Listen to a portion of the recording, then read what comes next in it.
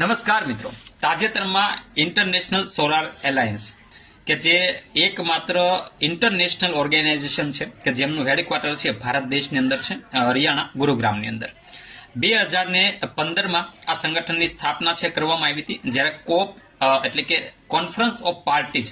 કોપ 21 છે એની અંદર ભારત અને ફ્રાન્સ આ બંને દેશોએ થઈ એનો પ્રસ્તાવ મૂકેલો અને આ સંગઠન છે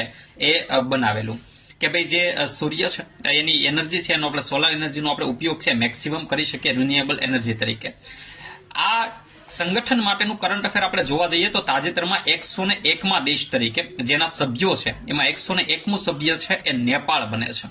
અને તાજેતરમાં મિત્રો આઈએસએનનું 7મું સત્ર એટલે કે 7મું જે અધિવેશન કહી શકાય એ 7મું અધિવેશન છે એ પણ આપણા ભારત દેશના દિલ્હીની અંદર મિત્રો આયોજિત કરવામાં આવ્યું હતું. આ સંગઠન એટલા માટે કામનું છે કારણ કે ઘણી બધી પરીક્ષાઓમાં પૂછાઈ ગયેલું છે, પ્લસ